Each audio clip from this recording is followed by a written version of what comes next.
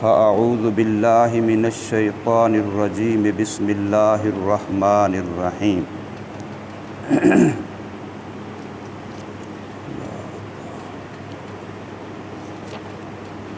سبحانک لا علم لنا الا ما علمتنا انک انت العلیم الحکیم رب اشرح لی صدری ویسر لی امری واحلل عقدۃ من لسانی یفقہوا قولی رب زدنی علما رب زدنی علما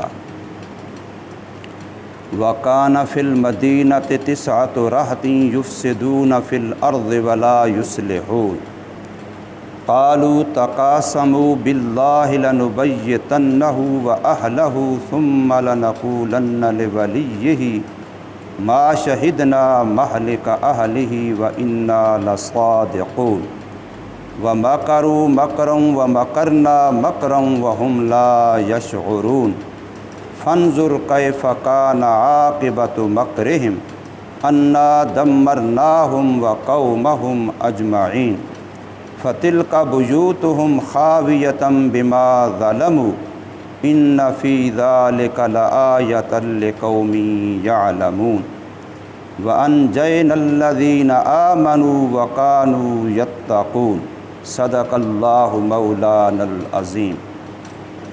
اور تھے اس شہر میں 9 آدمی فساد مچاتے تھے زمین میں اور نہیں اصلاح کرتے تھے۔ کہا انہوں نے ایک دوسرے کو اللہ کی قسمیں دیتے ہوئے، البتہ ضرور بالضرور رات کے وقت حملہ کریں گے ہم اس پر اور اس کے گھر والوں پر، پھر ضرور بالضرور کہیں گے ہم ان کے وارث کے لیے، نہیں دیکھا ہم نے ان کے گھر والوں کی ہلاکت کو، اور بے شک ہم البتہ سچ بولنے والے ہیں۔ اور تدبیر کی انہوں نے تدبیر کرنا، اور تدبیر کی ہم نے بھی تدبیر کرنا، اور ان کو شعور بھی نہیں تھا۔ پس دیکھیے کیسے ہوا انجام ان کی تدبیر کا، بے شک ہم ہلاک کر دیا ہم نے ان کو اور ان کی قوم کو سب کی سب۔ پس یہ ان کے گھر ہیں ویران پڑے ہوئے بوجہ اس کے جو انہوں نے ظلم کیا، بے شک اس میں البتہ قدرت کی نشانی ہے ایسے لوگوں کے لیے جو جانتے ہیں۔ اور نجات دے دی ہم نے ان لوگوں کو جو ایمان لائے اور تھے وہ پرہیزگار۔ سورہ نمل کی آیت نمبر 48 سے لے کر کے آیت نمبر 53 تک آپ حضرات کے سامنے تلاوت ہوئی اور ترجمہ ہوا ہے۔ اس میں حضرت صالح علیہ السلام کی قوم سمود کے قصے کے آخر کو اور ان کے انجام کو بیان کیا گیا ہے۔ حضرت صالح علیہ السلام نے اپنی قوم کو سمجھایا، قوم کو واعظ و نصیحت تبلیغ کی، لیکن بہت تھوڑے لوگ ایمان لائے، اکثریت تکذیب کرنے والوں کی، نہ ماننے والوں کی تھی۔ ان کا منہ مانگا معجزہ پہاڑ سے گابھن اونٹنی کا نکلنا وہ وجود میں آیا، لیکن ان لوگوں نے اس ناقۃ اللہ کی جو اونٹنی تھی، اللہ کی عظمت کی قدرت کی نشانی تھی، وقت کے نبی کا معجزہ تھا، اس کے ساتھ بھی انہوں نے کوئی اچھا سلوک نہیں کیا، اس پر حملہ کیا، اس کی ٹانگیں توڑ دیں۔ نتیجہ یہ کہ اللہ کے نبی نے بتا دیا کہ اب تمہیں 3 دن کی مہلت ہے، 3 دن کے بعد تمہارا وجود دنیا سے مٹا دیا جائے گا، اللہ کے عذاب کا شکار ہو جاؤ گے۔ ان لوگوں میں جو نافرمان تھے اور سرکشی ہوئی، اچھا یہ ہمیں 3 دنوں کی باتیں کرتا ہے تو ہم 3 دن سے پہلے ہی اس کا اور اس کے ماننے والوں کا دنیا سے صفایا کر دیتے ہیں۔ 9 آدمی ان میں سے بڑے بڑے تھے، قرآن مجید نے ان کو 9 جماعتیں کہا ہے۔ تھے تو وہ 9 آدمی، لیکن ہر آدمی اتنا مؤثر تھا گویا کہ اس کے پاس اس کے ساتھ اس کے محتاط پورا ایک گروہ ہے، پورا ایک اس طرح کے لوگوں کا جو جرائم پیشہ لوگ ہیں ان کا پورا کنگ ہے، پورا ایک گروہ اور جماعت رکھتا ہے ایک ایک آدمی۔ تو انہوں نے آپس میں مشورہ کیا کہ یہ مولوی، یہ پیر، یہ نبی یہ کہتا ہے کہ 3 دن کے بعد تم پر عذاب آئے گا، تو ہمارا تو 3 دن کے بعد جو بنے گا، ہم ابھی اس کو دیکھ لیتے ہیں۔ ہم حملہ کرتے ہیں، 9 آدمی مل کے کریں گے، رات کے وقت کریں گے، اندھیرے میں کریں گے، اس کو اور اس کے ماننے والوں کو سب کے سب کو مٹا دیں گے، اور پھر اندھیرا ہوگا، رات ہوگی، کون کس کو مار رہا ہے پتہ بھی نہیں چلے گا۔ جب اس کی طرف سے کوئی بندہ مدعی بن کے کھڑا ہوگا کہ ہمارے بندے مار دیے ہیں، ہمیں انصاف دلایا جائے، تو ہم سارے اللہ کے نام کی قسمیں دے کر کے کہیں گے کہ ہم نے تو ان کے مارنے کا فعل کیا، مارنے والوں کو اور اس وقت کو دیکھا ہی نہیں ہے، ہمیں تو پتہ نہیں کس نے کس کو مارا ہے، تو ہم اپنی صداقت پر قسمیں دیں گے۔ تو یہ انہوں نے پروگرام بنایا۔ وہ اونٹنی وہ پہاڑ جس سے اونٹنی نکلی تھی، اسی پہاڑ پر حضرت صالح علیہ السلام تنہائی میں جا کے عبادت کیا کرتے تھے۔ یہ اللہ والوں کا شروع سے ایک وتیرہ رہا ہے۔ حضور صلی اللہ علیہ وسلم کو دیکھیں، آپ بھی نبوت ملنے سے پہلے بھی تنہائی اختیار کرتے، پہاڑ پہ چلے جاتے، تو حضرت صالح علیہ السلام بھی اس پہاڑ میں جا کے تنہائی میں عبادت کیا کرتے تھے۔ تو ان لوگوں کو پتہ تھا کہ اس وقت اس کا آنا جانا ہوتا ہے، انہوں نے وہاں جانے کے لیے پروگرام بنایا کہ اس کے راستے میں طاق میں بیٹھیں گے، پہلے اس کو مار دیں گے، پھر اس کے گھر والوں کو، پھر باقی ماننے والوں کو راتوں رات ان کا صفایا کر دیں گے۔ اب یہ وہاں گئے، پہاڑ کے اوپر ان کے راستے پر بیٹھے ہیں۔ حدیث میں یہ تفصیل آتی ہے کہ دیکھا کہ اوپر سے ایک بڑا سارا پتھر ہے جو پہاڑ سے نیچے کو لڑکتا ہوا آ رہا ہے۔ خطرہ محسوس ہوا کہ ہمارے اوپر آئے گا، تو یہ ایک طرف کو غار کی طرح تھی، یہ اس طرف چلے گئے کہ چلو ہم یہاں بچ جائیں گے۔ اور جب اس طرف گئے تو وہاں وہ پتھر بھی اوپر آیا اور وہ غار بھی گری، تو نیچے نتیجہ یہ نکلا کہ یہ سب کے سب وہاں ہلاک ہو گئے۔ دوسروں کو جو تدبیر کر رہے تھے اللہ والوں کے خلاف، تو یہ سارے کے سارے وہاں خود ہی ہلاک ہو گئے۔ اب یہ تو اسی دن ہلاک ہو گئے، اور باقی قوم پر وہ 3 دن پورے ہونے پر عذاب آیا، اور وہ ساری کی ساری بھی ہلاک ہو گئی۔ تو اللہ تبارک و تعالی نے یہاں ان 9 آدمیوں کا تذکرہ کیا، فرمایا کہ وَكَانَ فِي الْمَدِينَةِ 9 رَهْطٍ، تھے اس شہر میں، اس بستی میں، اس علاقے میں جہاں حضرت صالح علیہ السلام اور اس کی قوم رہتی تھی، 9 رَهْطٍ، 9 جماعتیں، 9 گروہ، 9 آدمی۔ تو وہ جو وہاں رہتے تھے ان کا کام یہ تھا یفسدون فی الارض، وہ اللہ کی زمین میں فساد مچاتے تھے، صرف اس اپنے گاؤں بستی میں نہیں بلکہ ان کے منکرات کا اثرات اور ان کے فعل بد کا انجام بد اور نحوست دوسرے علاقوں پر بھی پڑتی ہے۔ تو جب ایک برے کام یہاں ہو رہا ہے، اس کے اثرات اور جگہ پر بھی پڑ رہے ہیں۔ اگر برے کام کی نحوست پڑ سکتی ہے تو پھر اچھے کام کی برکت کیسے نہیں پڑے گی؟ اس لیے یہ بات کہی جاتی ہے کہ وقت کا نبی یا نبی کے متبعین محنت زمین کے کسی علاقے میں کرتے ہیں، لیکن اس کی برکات اور اثرات اور ہدایت کے اثرات دنیا کے کونے کونے پہ پڑتے ہیں۔ اس لیے جب شر کے یہ اثرات پڑتے ہیں، گناہ کے اثرات پڑتے ہیں، تو پھر نیکی کے اثرات یقیناً پڑتے ہیں۔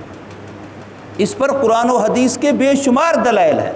ایک بے نمازی کی نحوست کتنے گھروں تک اثر کرتی ہے، صریح حدیث ہے۔ وہ ایک بے نمازی سارے گھروں میں تو نہیں رہتا، وہ تو کسی ایک گھر میں رہتا ہے، لیکن اس کی گناہ کی نحوست کتنے گھروں تک اثر انداز ہوتی ہے۔ اور اسی طریقے سے آپ نے سنا ہے حضرت موسیٰ علیہ السلام اور حضرت خضر علیہ السلام کے واقعے میں کہ ایک بندہ جو نیک تھا وہ فوت ہو گیا، اب اس کے چھوٹے چھوٹے بچے ہیں۔ اللہ کے یہ 2 نبی اس نیک بندے کی نیکی کی برکت کی وجہ سے اس کے معصوم بچے کی دنیا کی دولت کی حفاظت کے لیے وہ گرتی ہوئی دیوار کو دوبارہ بنا رہے ہیں۔ عام آدمی نہیں بنا رہے، 2 نبی بنا رہے ہیں، ایک جو احکام تشریع کا نبی ہے اور ایک احکام تکوینی کا نبی ہے۔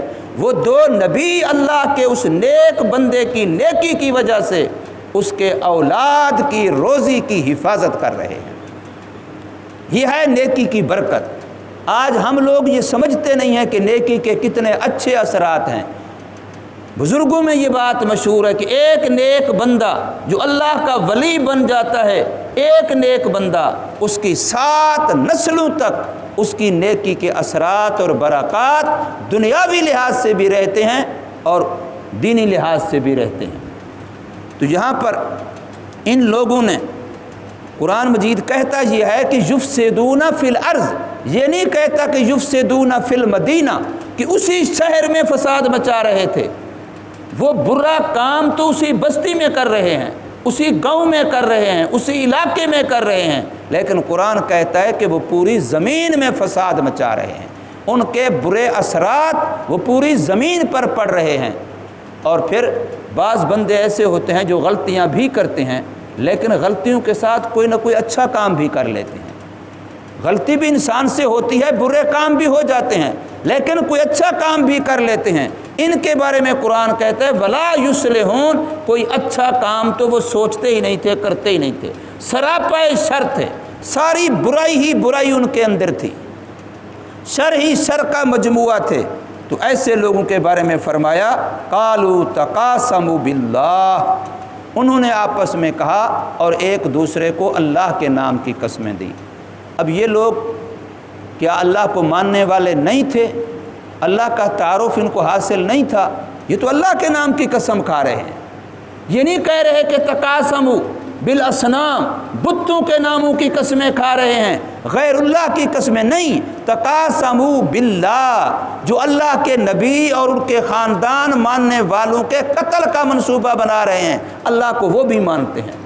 اور یاد رکھیے مشرکین مکہ جو 313 بت رکھے ہوئے تھے وہ بھی خدا کو مانتے تھے، کعبۃ اللہ کو وہ اللہ کا گھر مانتے تھے، ان چھوٹے چھوٹے بتوں کو وہ خدا کے ہاں اپنا سفارشی مانتے تھے کہ ہماری سنتا نہیں، ان کی موڑتا نہیں۔ اور وہ کہتے تھے کہ جیسے چھت پر چڑھنے کے لیے سیڑھی کی ضرورت ہے تو اللہ تک پہنچنے کے لیے ان کی ضرورت ہے، ان کے بغیر ہم اللہ تک نہیں پہنچ سکتے، یہ اللہ تک پہنچانے کا ذریعہ بنیں گے۔ تو اللہ کی ذات کو وہ بھی مانتے تھے۔ آج ہم نے بھی اگر اللہ کو مانتے ہیں، اللہ کو مانتے ہیں، کرتی اپنی مرضی ہیں، تو پھر وہ بھی تو اللہ کو مانتے تھے۔ یہ قرآن ہے تقاسموا باللہ، انہوں نے ایک دوسرے کو اللہ کی قسمیں دی ہیں کہ آپس میں وعدہ کرو، معاہدہ کرو، اللہ کی قسمیں اٹھاؤ، اور کام کیا کرنا ہے؟ کام یہ کرنا ہے کہ لنبیتنہ واہلہ، کہ راتوں رات حملہ کریں گے اور راتوں رات مار دیں گے حضرت صالح علیہ السلام کو بھی اور اس کے ماننے والوں کو بھی، ان سب کو راتوں رات مار دیں گے۔ تو باطل کے لیے ہم ہمیشہ یہ بات کہتے ہیں کہ باطل دلیل کی دنیا میں کبھی کامیاب نہیں ہوتا، اور وہ دلیل سے ہٹ کر کے پھر اپنی طاقت پہ ناز کرتا ہے۔ افغانستان پہ حملہ تو طاقت، عراق پہ حملہ تو طاقت۔ دلیل کی دنیا میں کفر میں یہ جرأت ہی نہیں ہے کہ وہ مسلمان کے سامنے بیٹھ کے آنکھ میں آنکھ ڈال کے دلیل کے ساتھ بات کر سکے۔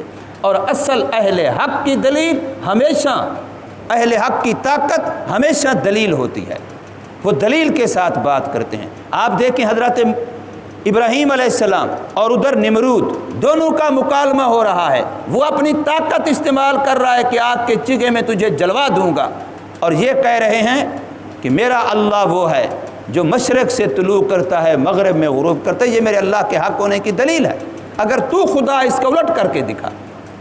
وہ دلیل کی دنیا میں بات کر رہے ہیں اور وہ طاقت کی بات کر رہا ہے۔ تو باطل اور حق کی ایک نشانی یہ ہے کہ حق والا ہمیشہ دلیل کی بات کرے گا، اور باطل والا لالچ، اور لالچ نہیں چلے گی تو پھر طاقت۔ تو یہاں پر ان لوگوں نے ایک دوسرے سے وعدہ کیا، معاہدہ کیا کہ ایک دوسرے کو اللہ کے نام کی قسمیں دو اور راتوں رات حملہ کریں گے۔ ثم لنقولن لولیہ، پھر جب بندے مارے جائیں گے تو ان کا کوئی ولی وارث تو کھڑا ہوگا کہ جی ہمارے بندے مار دیے، وہ انصاف مانگے گا، قاتلین کو گرفتاری اور ان سے بدلہ لینے کی کہے گا عدالت کو، حکومت کو، تو پھر ہم اس کے جواب میں کہیں گے ما شہدنا مہلک اہلہ وَإِنَّا لَصَادِقُونَ کہ ہم اس کی اہل و عیال، اس کے ماننے والوں کے ہلاکت کے وقت سرے سے دیکھ ہی نہیں رہے تھے۔ ہم نے کسی کو نہیں دیکھا اس نے اس کو مارا ہے، کیوں؟ رات تھی، اندھیرا تھا، ہم تو ایک دوسرے کو نہیں دیکھ رہے ہوں گے، اور ساتھ ہم کہہ دیں کہ ہم جو کچھ کہہ رہے ہیں وہ سچ کہہ رہے ہیں۔ وَإِنَّا تاکید ہے، لَصَادِقُونَ میں لام بھی تاکید ہے، ڈبل تاکید کے ساتھ کہہ رہے ہیں ہم بے شک پکی بات ہے کہ سچ بول رہے ہیں۔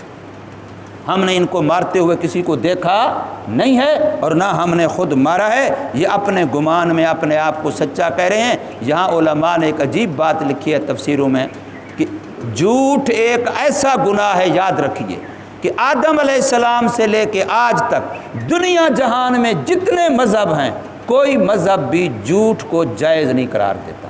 ہر مذہب جھوٹ کو برا سمجھتا ہے، اور جھوٹ اتنی گندی چیز ہے کہ کوئی بندہ بھی اپنے اوپر جھوٹے ہونے کا الزام نہیں لیتا کہ میرے اوپر یہ الزام آ جائے کہ میں جھوٹا ہوں۔ وہ اس کو اپنے لیے آر سمجھتا ہے، اپنے لیے عیب سمجھتا ہے کہ یہ سب سے بڑا آر ہے، سب سے بڑا عیب ہے کہ میرے اوپر جھوٹے ہونے کا الزام لگے۔ دنیا کا وہ جھوٹا جا رہا ہے، وہ دیکھو جھوٹا ہے۔ یہ صرف آج ہم مسلمان اللہ معاف کرے ایسے ہو چکے ہیں کہ ہمارے بڑے جتنا جو بڑا ہوتا جاتا ہے وہ اتنا بڑا جھوٹا ہے۔ ہر ایم پی اے جھوٹا، ہر ایم این اے جھوٹا، ہر بڑا افسر جھوٹا، اکثریت کی بات، حتیٰ کہ ہمارا صدر اور وزیر اعظم تک جتنا بڑا جھوٹا اتنا بڑا عہدے والا۔ اور یہ ہماری تباہی کی وجہ ہے، یہ ہماری بربادی کی وجہ ہے۔ یہ لوگ اتنے برے کہ فسادی ہی فسادی، خیر نام کی، اصلاح نام کی کوئی چیز ان کے اندر نہیں، لیکن وہ بھی اپنے آپ کو جھوٹا کہنا، معاشرے میں اپنا جھوٹا ثابت ہونا یہ پسند نہیں کرتے کہ لوگ ہمیں یہ طعنہ دیں کہ جھوٹے ہیں۔ اور ہم تو کس نبی کے امتی ہیں؟ ہمارے پیغمبر صلی اللہ علیہ وسلم نے تو سب سے پہلے جو اپنی دلیل دی ہے نبوت کی وہ یہی دی ہے کہ لوگو، مکے والو، میں نے تمہارے اندر 40 سال گزارے ہیں، تم ایک دفعہ بتا دو کہ میری زبان نے جھوٹ بولا۔ 40 سالوں میں تمہیں چیلنج ہے، تم نہ ماننے والے ہو، منکر ہو، میری جان کے در پہ ہو، میرے قتل کے منصوبے بنا رہے ہو، میرے ساتھ جنگیں لڑ رہے ہو، تو میرا کوئی ایک جھوٹ تو ثابت کر دو۔ تو سب نے کہا جربنا کا مرارن، ہم نے آپ کا بارہا تجربہ کیا، لیکن اس زبان سے سوائے سچ کے کبھی کوئی اور بات نہیں سنی۔ جربنا کا مرارن، حضور تو چلے دے رہے ہیں، حل وجدتمونی صادقا او کاذبا۔ تو یہ ہے ہماری شان، جھوٹ۔ حدیث پاک میں آتا ہے جب بندہ منہ سے جھوٹ بولتا ہے اتنی بدبودار اس سے بدبو نکلتی ہے کہ فرشتے میل تک دور چلے جاتے ہیں اس جھوٹ کی بدبو سے۔ آج ہم جھوٹ بول کے بعد میں اتراتے ہیں، خوش ہوتے ہیں کہ دیکھو میں نے فلانے سے یوں کر دیا، فلانے سے یوں کر دیا، 4 پیسے کما لیے جھوٹ بول کے، اپنا یہ مطلب نکال لیا جھوٹ بول کے، ہم تو اس کو فخر سمجھتے ہیں۔ اللہ تعالیٰ معاف فرمائے۔ یہ ہے ہماری بربادی اور زوال کے اسباب۔ تو یہاں کہا جا رہا ہے کہ وَإِنَّا لَصَادِقُونَ کہ بت کے بعد ہم کہیں گے کہ ہم تو پکی ٹھکی بات ہے سچے ہیں۔ اب قرآن کہتا ہے کہ ان لوگوں نے ان اللہ والوں کے خلاف ایک تدبیر کی کہ اس طریقے سے ہم اس کو بھی مار دیں گے، اس کے گھر والوں کو، ماننے والوں کو مار دیں گے، اور پھر اپنے سچے ہونے کی قسمیں بھی اٹھا لیں گے، کسی کو پتہ بھی نہیں چلے گا۔ یہ سارا منصوبہ انہوں نے بنایا۔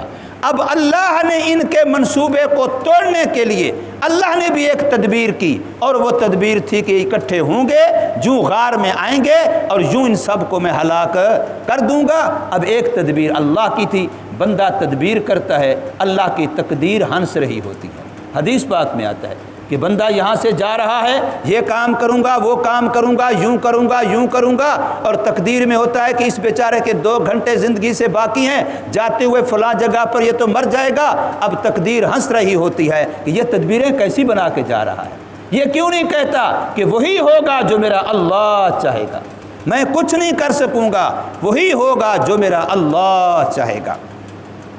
تو فرمایا وَمَكَرُوا مَكْرًا، تدبیر کی انہوں نے تدبیر کرنا، وَمَكَرْنَا مَكْرًا، اللہ فرماتے ہیں اور ہم نے بھی تدبیر کی ایک تدبیر کرنا، وَهُمْ لَا يَشْعُرُونَ، لیکن ان کو ہماری تدبیر کا شعور بھی نہیں تھا۔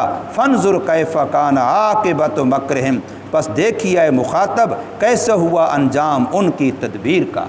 نتیجہ یہ نکلا انا دمرناہم وقومہم، بے شک ہم نے ہلاک کر دیا ہم نے ان کو اسی غار میں، وقومہم، اور تیسرے دن ہلاک کر دیا ان کی قوم کو، اجمعین، سب کے سب ہلاک ہو گئے۔ اب مکے والوں کو کہا جا رہا ہے فتلک بیوتہم خاویہ، یہ ان کے گھر ہیں ویران پڑے ہوئے۔ مکے والے جب مکے سے تبوک کی طرف جاتے یا تبوک کے راستے سے شام جاتے تو ان بستیوں سے گزر کے جاتے، اور اس وقت تک ان بستیوں کے ویران کھنڈرات اس وقت پڑے تھے، اس لیے ان کو کہا گیا کہ یہ کھنڈرات دیکھو، یہ بھی تمہاری طرح تھے جیسے تم تدبیریں کر رہے ہو، محمد صلی اللہ علیہ وسلم کے خلاف مشورے کرتے ہو اور تدبیریں کرتے ہو، کیسے ان کو مار دیا جائے، کیسے اس زبان کو گنگ کر دیا جائے، قرآن بتانے والی سنانے والی یہ آواز بند کر دی جائے۔ تو ان لوگوں نے بھی منصوبے بنائے تھے، انہوں نے بھی پروگرام اور تدبیریں بنائی تھیں، ذرا ان کا انجام بھی دیکھو، اپنا انجام بھی دیکھو۔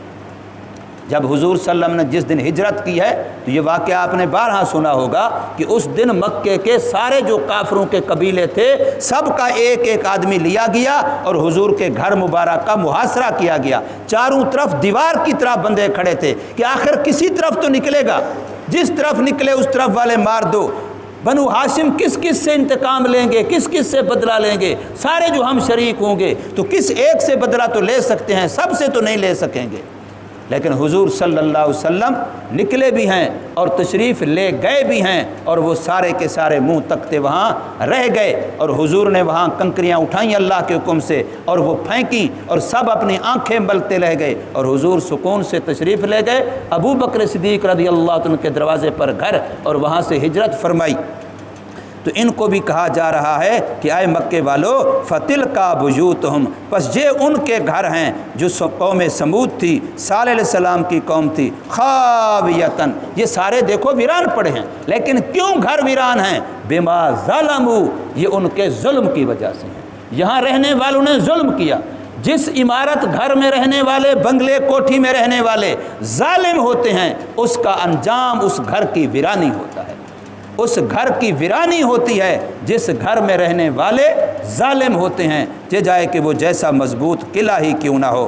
اس لیے فرمایا ان فی ذلک لآیہ، بے شک اس میں البتہ قدرت کی نشانی ہے، لقوم یعلمون، ایسے لوگوں کے لیے جو جانتے ہیں، علم رکھتے ہیں۔ وَأَنْجَيْنَا الَّذِينَ، وہ تو سارے ہلاک ہو گئے، لیکن حضرت صالح علیہ السلام اور ان کو ماننے والے، ان کا انجام کیا ہوا؟ فرمایا اور نجات دے دی ہم نے ان لوگوں کو جو ایمان لائے، وَقَانُوا يَتَّقُونَ، اور جو تقوی اختیار کیے ہوئے تھے، اللہ کا ڈر اپنے دلوں میں رکھتے تھے، وہ لوگ کامیاب ہوئے۔ اللہ تبارک و تعالی ہمیں سمجھ نصیب فرمائے، عمل کی توفیق۔